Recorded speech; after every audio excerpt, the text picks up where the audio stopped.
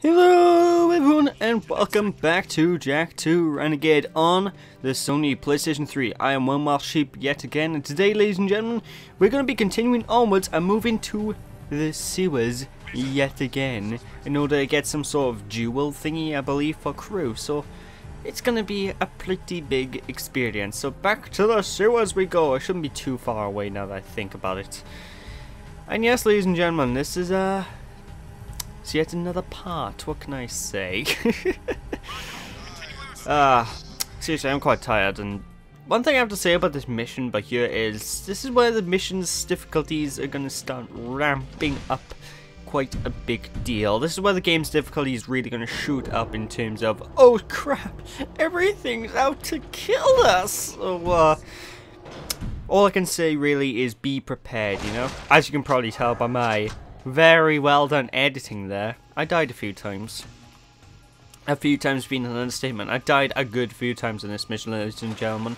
And we do need to make use of our brand new hoverboard. So go back into the sewers and move to this area instead of the usual platform challenge we took in the first place. And this section by here is deceptively difficult. It is very easy to fall off the edge while hoverboarding down here. So be very careful, it's something I recommend. And whenever you reach the end of each sequence, you'll find a valve. And not the good kind of valve, not the valve that's makes Half-Life games. Oh no, we'll find valves that we need to kick and turn. These will lower the water level, allowing us to progress further into the stage. And this is mainly just an obstacle course, to be fair. You got loads of well, not really timed. You got loads of mines on the floor that, if you touch, your health's going. Your health's going down. If you touch the turbines, your health's going down, you know? This is a surprisingly large amount of things that can kill you in this particular mission, ladies and gentlemen, so I advise just to be careful and just keep your wits about you, especially when the water level gets lower, because this mission does get harder the less high, you know, the lower the water level is, the mission does get more challenging. So you'll find more mines are harder to dodge. You're going to have these platforms popping up from the ground. Honestly though, this does kind of remind me of Crash Bandicoot. I don't know if anyone's the same in that, but it honestly gives me Crash Bandicoot vibes. It reminds me of the sewer levels and that one Egyptian level, the water level sort of rises and lowers.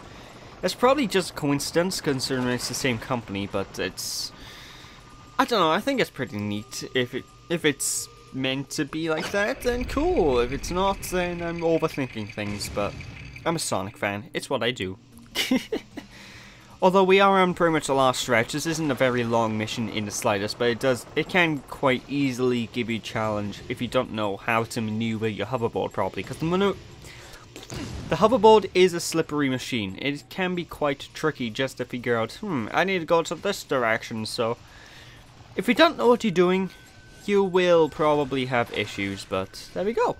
Easy peasy.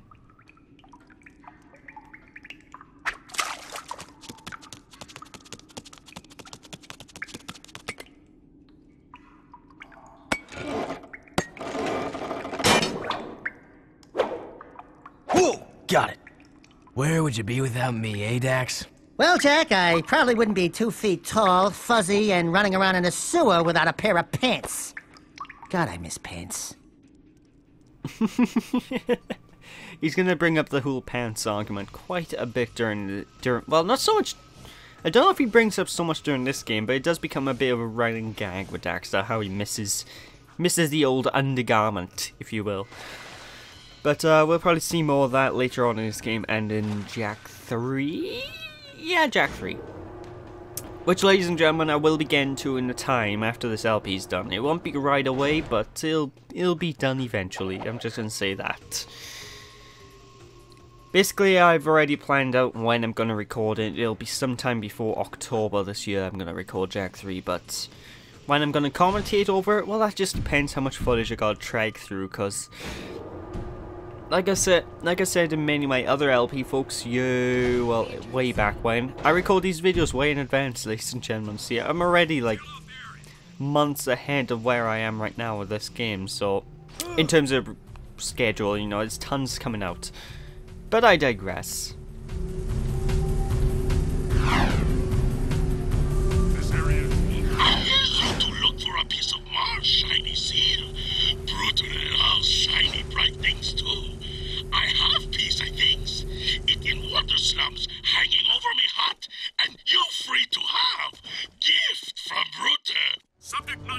And now we just unlocked the hardest mission in the game. I want you boys to escort the kid over to Core at the power station. He promised to look out for the boy, and I'm just too busy to babysit right now. Oh, and take the kid's crocodile with you. Oh, isn't he sweet? So what's this kid's story? I found him just wandering the streets, but that amulet around his neck means he may just be the lost heir to the city. Take the kid and the mutt to the power station. Watch out for guard patrols and defend the kid at all costs. Oh, and if you happen to lose the crocodile... Hey kid, wait! To be honest, I quite like the crocodile, but yeah, for this mission, ladies and gentlemen, we're gonna need to continuously protect this kid. Basically, we're gonna be ambushed by a very large swarm of Crimson Guard goons. So what they're gonna do is they're basically gonna come at us in full force. So just pull out whatever weapon you have available to you. I advise the blaster at this point, and just wait for the kid and follow the kid to the giant blinking green dot on the map. If you fail to reach the green dot on the map and the Crimson Guard goons get the kid, well, sayonara, your mission is over. CT, how the hell they manage to keep the kids safe for all this time, considering the Crimson Guard are sort of attracted to this guy? I feel sorry for the kid. You've got swarms of police chasing after him for no good reason. I would be petrified if I was him, although he's very nonchalantly just wandering around, so I guess it's not that big a deal. But yeah, the kid looks awfully familiar to those who, well, to certain characters in this game, doesn't he? Well, I'm not gonna spoil stuff. That's all I'm gonna say. But anyway, basically, let's just continue moving onwards to the blinking red light. This mission becomes a lot easier when you reach this point, because obviously it's just a driving machine from this point onwards. Well, I say that, but when you get close to the power station thingy, it changes up a little bit, because when you reach it, then you have to, again, protect the kid with using bullets. For some reason, we couldn't park outside the power station and just send the kid right in. No, we have to park, like, down the bottom of the ramp and walk up the ramp very slowly and monotonously with the kid and his dog. Who, by the way, I think basically disappears pretty soon. I don't know why. I like the dog. I like Crocodile. He's not the most beneficial character to the series, but he's awesome, you know? But anyway, just follow the kid and his dog, shoot all the guards, and that's all she wrote, really. It's not that difficult a mission. Really not that difficult a mission. What can I say? It's a dog-eat-dog world. God, dog-eat-dog. I'm so sorry. Come on, I'm almost done now anyway. It won't be much longer until we can... There we go. Let's get these two to Core. Seamus told us to bring the kid to you.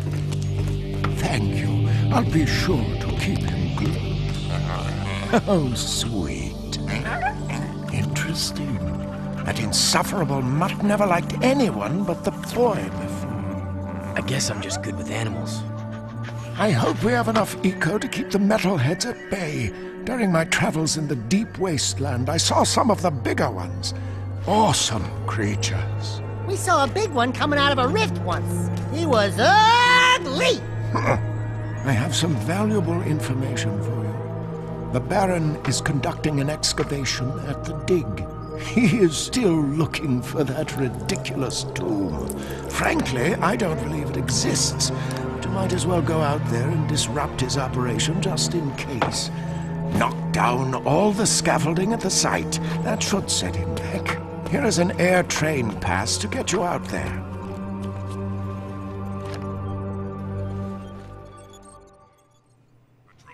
Alright, so now we have access to a brand new area of the city, yet again. We opened up these areas pretty quickly, aren't we, folks?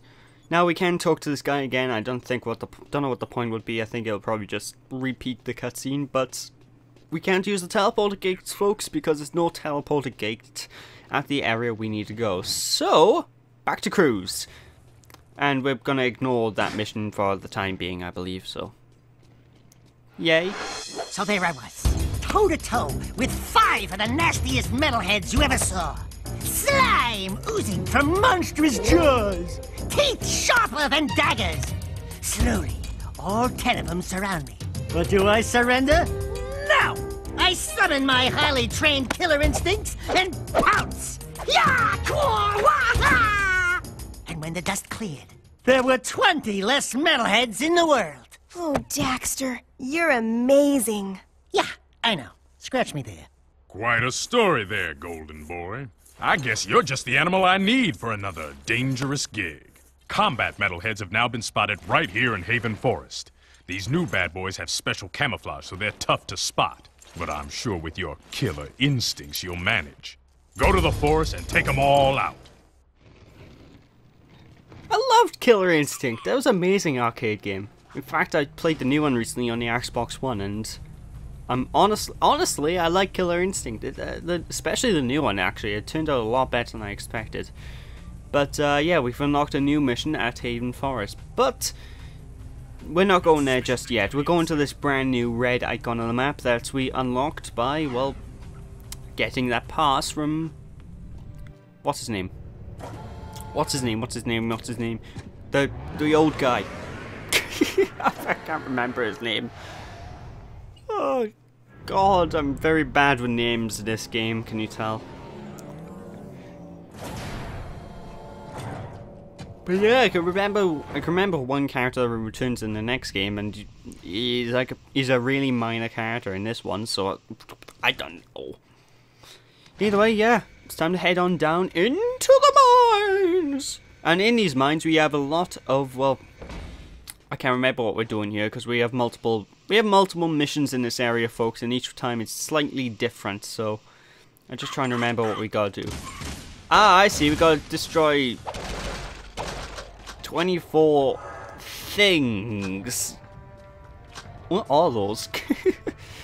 But basically, I know what we need to do now anyway. We basically need to grind on each of the rails and explode these things that are holding this drill in place. Destroy all 24 of them, we can get out of here, and Bob is your uncle. I always get confused with this area because I always keep getting distracted with what missions I'm doing next. But be careful of these Crimson Guard mooks, they will...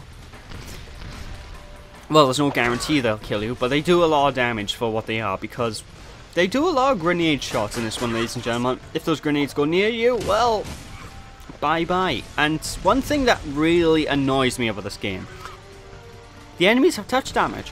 If you touch the enemy, you're gonna get hurt, and it really, really annoys me when games do that, because there's no reason I should hurt people just by touching them.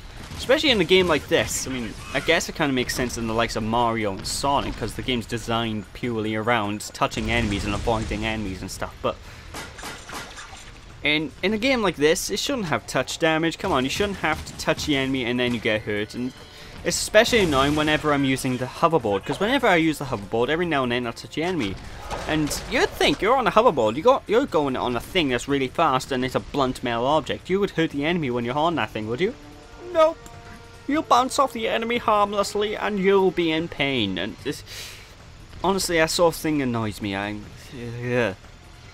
But we do need to basically go around this entire sequence and grind on all these rails until we find each of the support beams, destroy the supports, and the giant drill in the center will come crumbling down, allowing us to, well, get through this mission just fine. What can I say?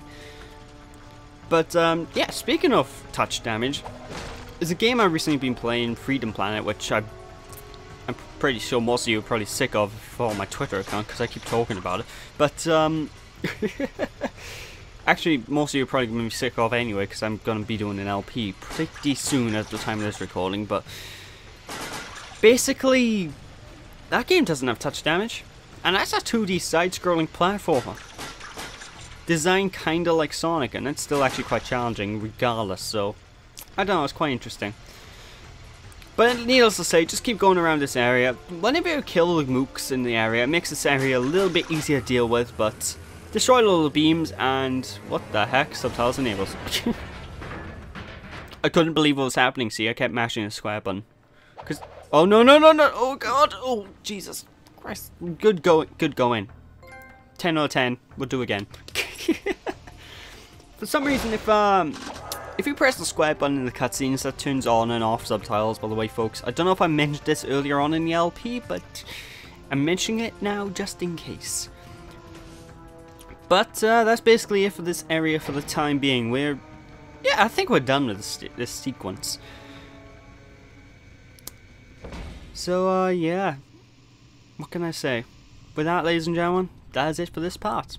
So thank you all for watching. I hope you all enjoyed. Don't be sheepish, people. And when we return next time, I have no idea what we're doing. I have no idea what we're doing next time. I should have looked at part 14 in advance, but we're returning to Haven City nonetheless, so I'll tell you what we're doing next time when we're actually tackling the next part. So thanks for watching, people. I'll catch you all next time. Bye!